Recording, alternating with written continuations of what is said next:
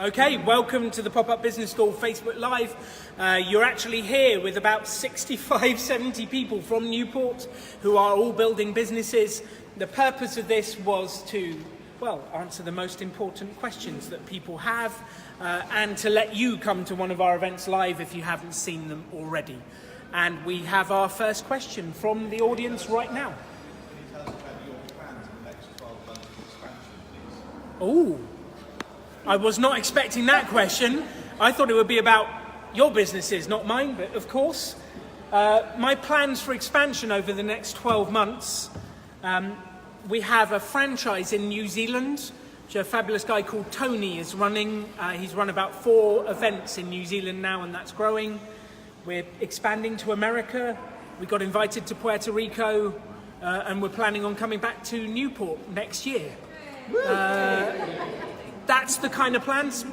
We are currently recruiting for another trainer because we found that the bottleneck of our business is the deliverer.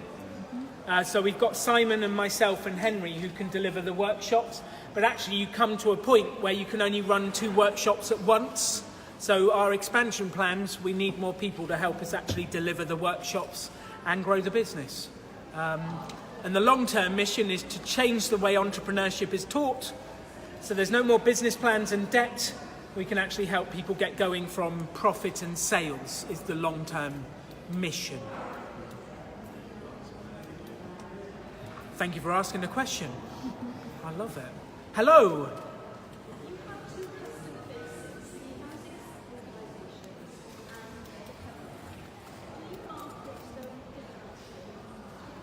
So the question is, we have two people we sell to, and do we market them differently?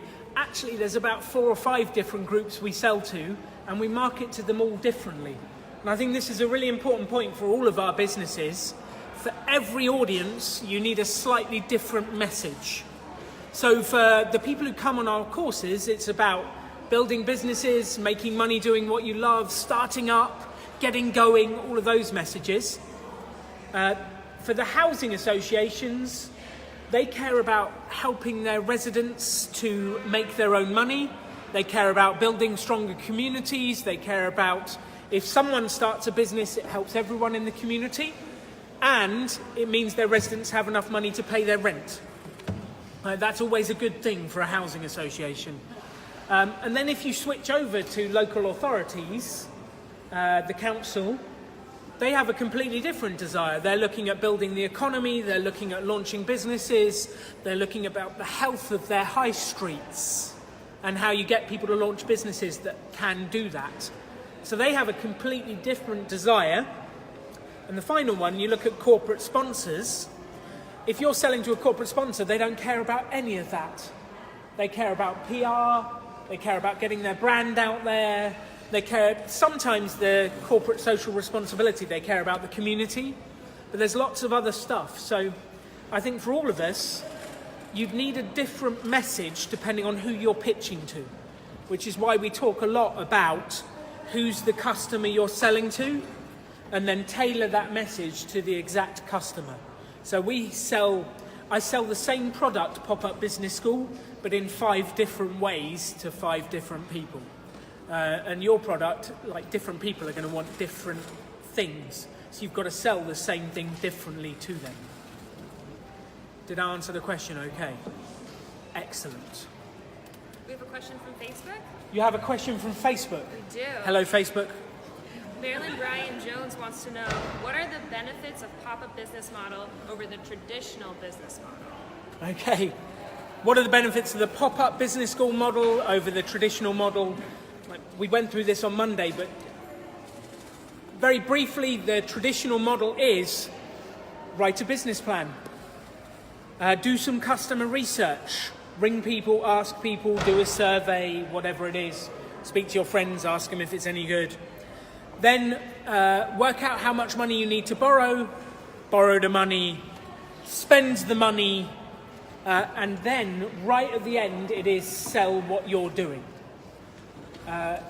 That comes with some massive risks because you're borrowing the money before you know if you've got customers. And doing a survey Like, people will be nice to you when you're doing surveys. The only time you get the real answer is when you ask them for their money. Up until that point, people will be nice to you. And it's only because they care and they don't want to hurt your feelings, but it's not great feedback. So the big risk is you do all this stuff, you spend 6 months, a year, you borrow a load of money, and then no one buys it. Our suggestion is do the complete opposite. So instead of ending in sales, start on sales. So go out for the real feedback, ask for the order. Like, we had biryani on sale, we had burgers on sale, we had pies on sale. That's the way to know if your product will actually sell, is by selling it. And the biryani, like, that was sold yesterday, and then they made or manufactured what they had sold. And did you sell out the biryanis? They completely sold out, so there's no wastage. Then there's zero risk.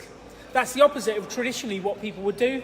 Traditionally, they'd go home and make 50 biryanis, turn up and hope that you're hungry for biryani. That's a danger. She's got one left. You got one left. There's one biryani left if you're in Newport. It's in the market now. Thank you, Neil. But the pre-sales, the sell your value before you create it, completely changes business, and it takes the risk out of it. And I think that's the interesting bit.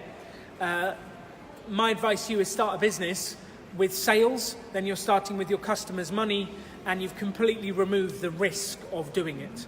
If you invest 100 grand up front, there is a big risk that no one buys afterwards.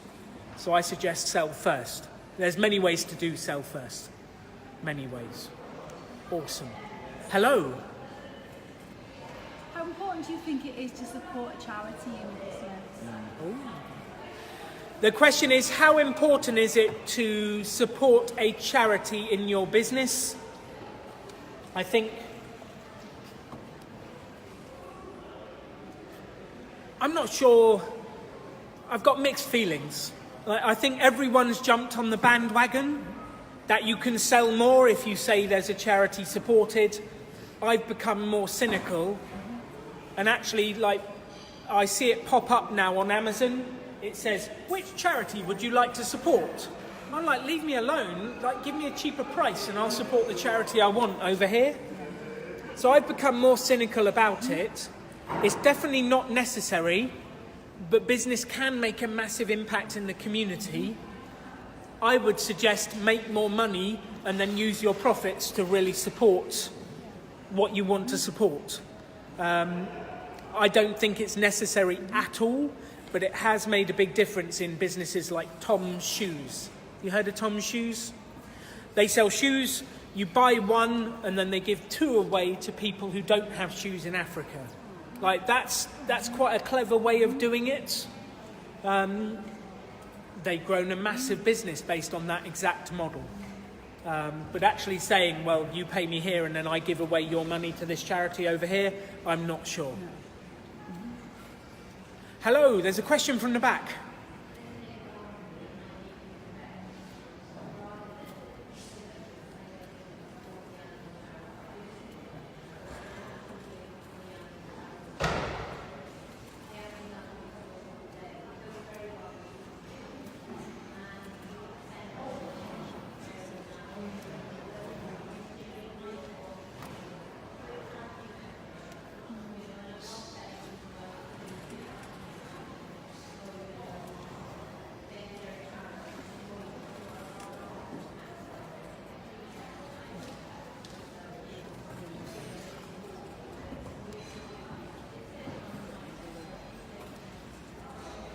Yes. So the comment was, at the vegan fair, we give away a stall to the animal charities. I think that's perfectly in line with what you're doing, and I can see how that ties up beautifully. I think the bit I fight against is when it's a business that sells whatever it sells, cakes, and then they're giving money to a cat charity, and there's no logic to that. Not that I don't care about cats, but you know what I mean. You know what I mean. Awesome. Yes? You're marketing in 5 different ways to 5 different customers. Can you do that? Do you have 5 different Facebook pages? How do you get that message? Or do you use a different social media platform? So the question is, if you're marketing to different people, like how do you do it? Do I have a different page to sell to housing associations, to local authorities, to corporate sponsors? The answer is, we do actually have different pages on the website with different messages that are aligned to the different audiences. When I'm doing Twitter, we will align the bio to the people I'm messaging. So I will actually change my bio to speak more about housing associations if I'm going out and sending hundreds of messages to housing associations. And then I leave that there for a month, and then maybe the next month I change it to focus on corporate sponsors when I'm messaging them. So I make the bio and the message reflect who I'm talking to, but I definitely have not gone to the extreme of setting up 5 accounts. I think that's way overkill. The key is when you actually get in the meeting, you completely tailor the message to who you're in the meeting. But before that, you tailor the messages on social, you tailor the emails. It is all tailored to the specific audience. Yeah. Excellent. So we have some more from Facebook. We've got one from Vaz Lewis, and she says, which social media channels do you recommend for which type of businesses? For example, woodcraft, B2B training, or foodcraft? Is this a woodcraft business in the room, perchance? Well, I think every social media platform has a different audience on it. And the question I would ask is, who are you trying to reach? And then depending on who you're trying to reach, we choose the channel to reach them. If you're selling business to business, it's probably going to be LinkedIn and Twitter.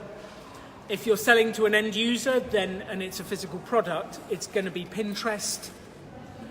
Twitter's incredible for finding, like you could literally go on Twitter and search woodcraft and find anyone who's talking about woodcraft. If it's gifts, that's a bit more generic and it's harder to pin them down. You're going to be going back to Pinterest. Or we find Facebook groups.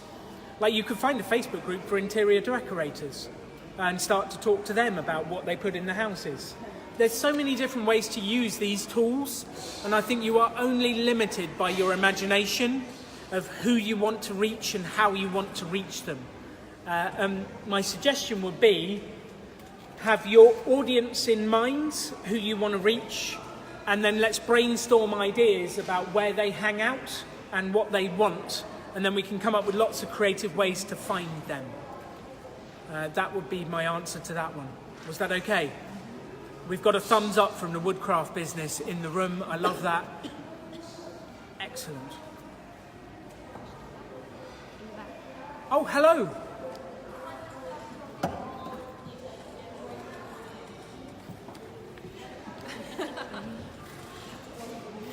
be back. Excellent. The question is, what is a profitable niche and where you can find them? I was a bit confused because niche doesn't have a T in it. Come on, Americans, spell it correctly, pronounce it correctly. What is a profitable niche, and how do you find it? There is different amounts of profits in all sorts of different industries, and there's different ways to do it. Let's just take a couple of examples. Knitting as one example. Actual knitted products, there's not so much money in those anymore because places like Primark have killed the price.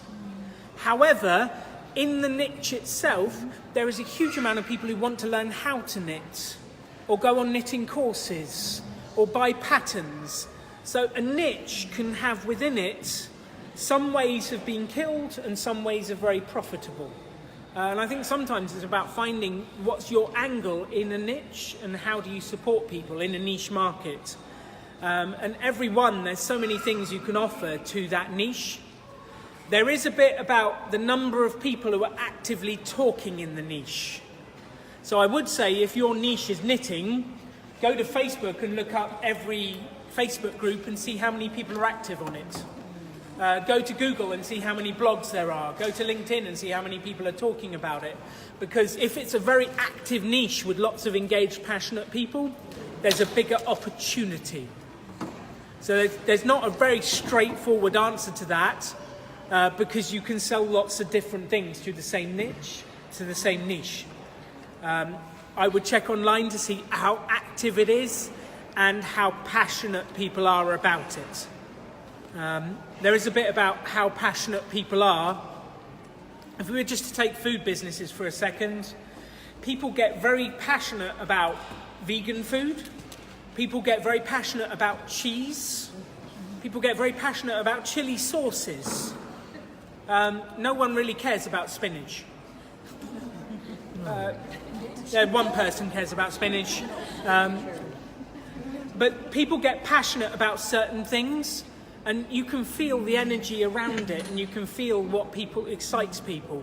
So there's some of those products that already have a massive following and engagement around it, and that signifies that there's energy there to tap into. Awesome. Another online question? We have another online question. Yes. Can you give examples of successful joint ventures and their benefits and risks? And that was from Baz again. Same Yes. place as last time. Successful joint ventures, benefits and risks. This all depends on how you set the joint venture up. If you do the joint venture where we decide to work together and we'll sell the product together and then we'll split the profits, like if it doesn't sell, you've not really risked anything. You've both marketed it. If it works, great. If it doesn't, great. I think the joint ventures where it gets risky is when you're starting to set up legal structures to work together and you've committed funds up front and all of that stuff. My preference for a joint venture is to find someone I like the look of and that we could work together, and then to do a deal where like maybe you promote my product to your audience and we split the profit, or vice versa. And that's a very low risk joint venture. If you're setting up a joint venture with lots of like legal structures and documents and all of that stuff, there is risk if it goes wrong, especially if you're borrowing money to do it. My preference is always sell first, because if you've got sales and you've made profit together, most of the rest will evaporate. One little bit on paperwork. The size of the contract you need is directly related to how much trust you have with the other person. If it is a high trust relationship, you might only need to exchange an email saying, here's the details. If it's a low trust relationship, you need a big contract and lots of solicitors. And actually, if there's low trust, I would be saying, why are you doing it? There's actually a danger there.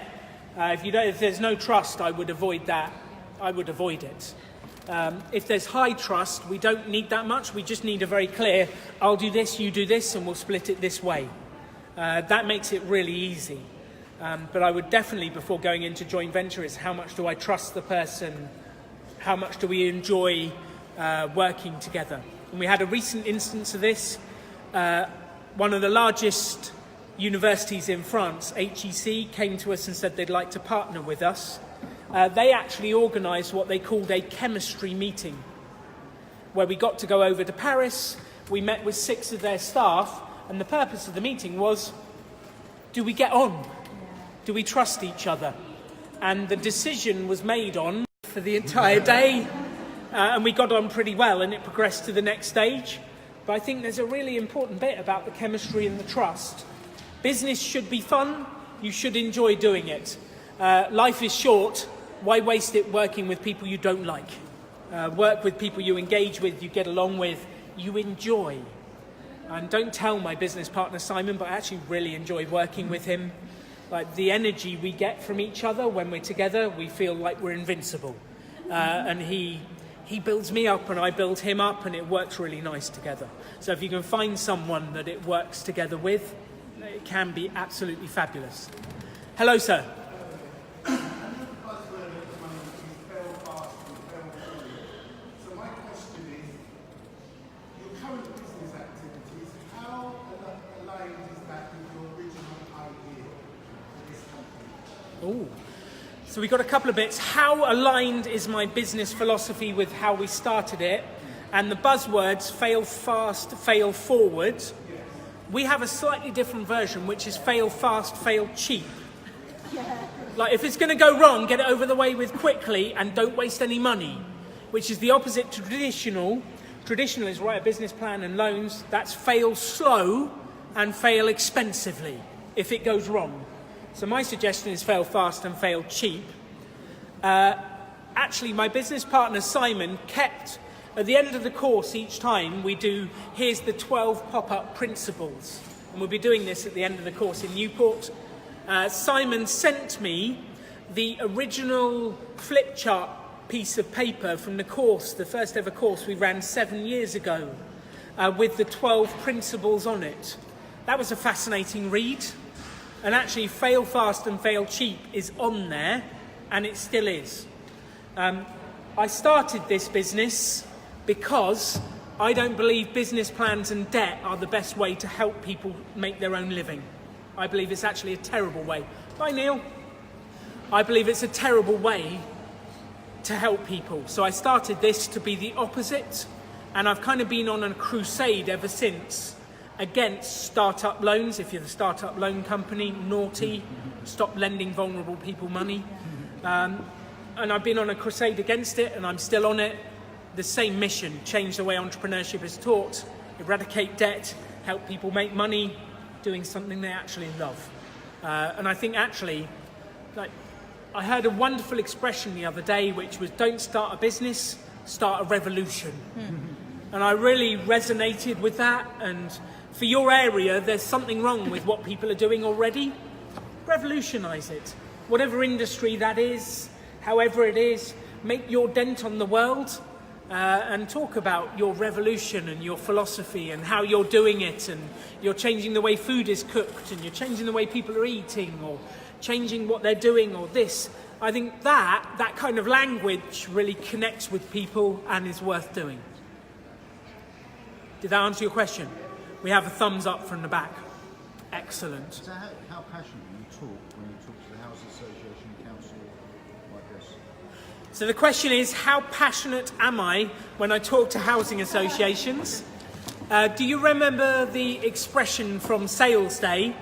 Sales is the transfer of enthusiasm from one person to another.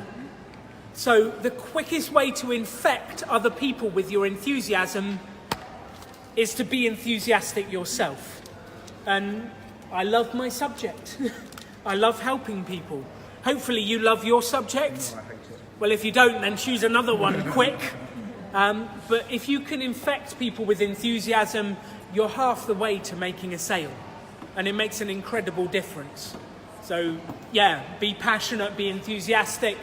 For every customer you lose because you're too enthusiastic, like there's 10 you'll gain because they're enthusiastic. And I think definitely in the British culture, we need to up our enthusiasm levels 25%, maybe 50%, maybe not quite to American standards, but we definitely need to be more enthusiastic, because that's what infects and that's what's contagious and helps carry your message for what you're doing. Excellent. There's whispering behind me. We've just had one come in live that's quite a long one. So Colette has just said, what action do you take if you've partnered with someone whom you did trust but then who lets you down, and you have scant written agreements between you because of the presence of trust? Oh. So the question is, what do you do if you partner with someone and it doesn't go well? It doesn't go well. There is a thing called zero-based thinking. And zero-based thinking is, let's imagine we're starting from zero right now. Would I continue this relationship? Like, would I not? Like, if I was going right back to zero, would I choose to do this again? If the answer's no, get out as quickly as possible and change and move on and cut your losses. There is something in business called sunk costs that keeps people trapped. And sunk costs is, I've spent months building a website. I've sunk my time into it. So I feel like I can't change. And sometimes people get trapped on WordPress or trapped on a platform because they've sunk time into it. And actually, they would do better if they did change, but they're trapped because they've invested. So the zero-based thinking bit is, if I was to go back to the start, what would I do? Would I get off this platform? Would I change partner? Would I do this? Would I do that? And if the answer is I would change and I would move, then just get it done as quickly as possible. It's not nice. The recrimination bit, I have a viewpoint on that as well.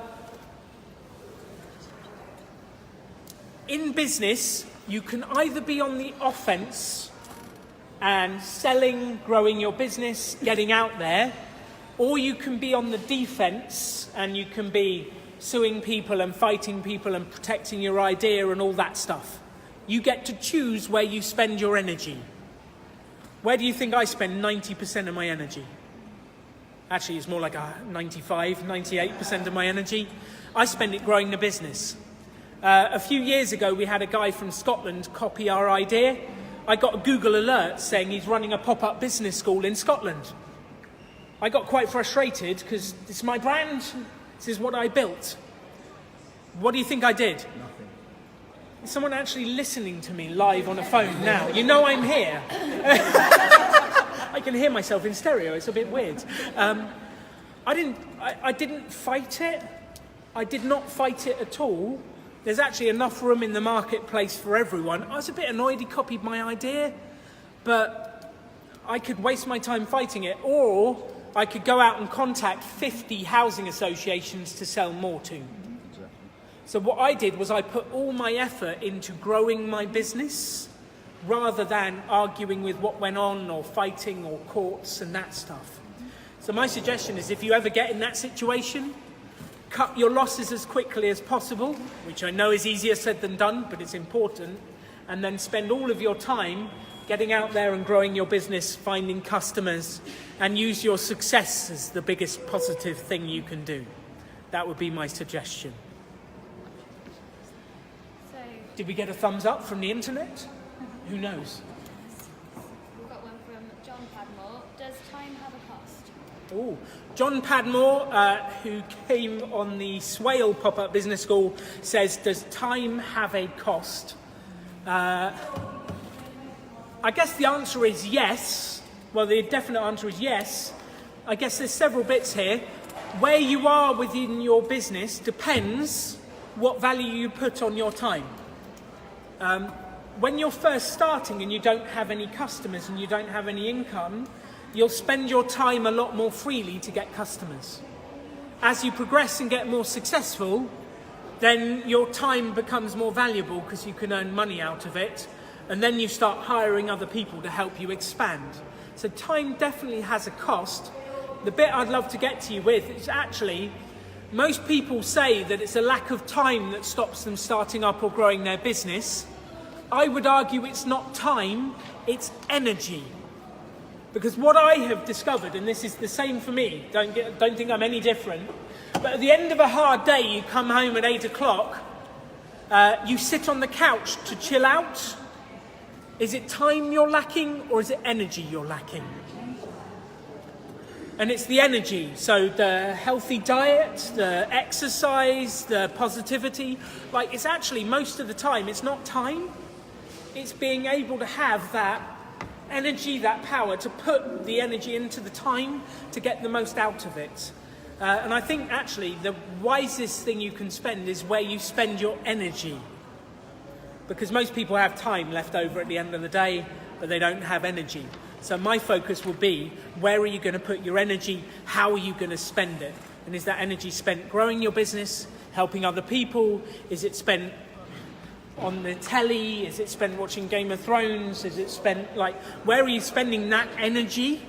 And do you have enough left to actually build your business at the end of the day?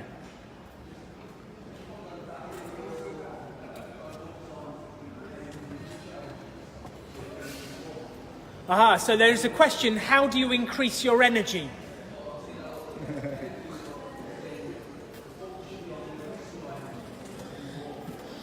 Cool. So the focus is on increasing your energy. There's many ways you can do that. Drugs, Coffee, not the other stuff.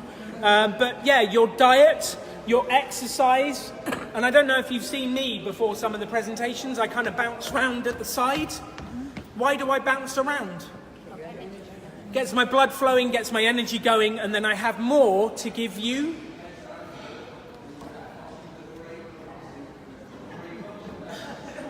Oxygen to my brain. Someone bring in an oxygen mask tomorrow. Focus on building your energy so that you have more energy to give. Most of the time it's not time, it's energy. It's energy. Awesome. We have time for one more question. It's from Facebook, and Angel would like to know, when are you going to Sheffield? I have no idea. Do you know when we're going to Sheffield? I don't know. Do you know when we're going to Sheffield? That's my sister. That's your sister? My sister. You want to come say hi? Hey sis. That's been the highlight of the whole thing. I love that. We will set our salesman James on contacting Sheffield Council and the housing. If you know anyone in the housing associations, let us know. We will come. I know we've got one in Bolton, which is not a million miles away, and one in Manchester. So, we'll be in your area. Come and say hello. Awesome. That's it. We're out of time. Excellent. Thank you for tuning in. We'll do the Q&As live again. Thank you for playing along. This has been fun. Goodbye, Facebook.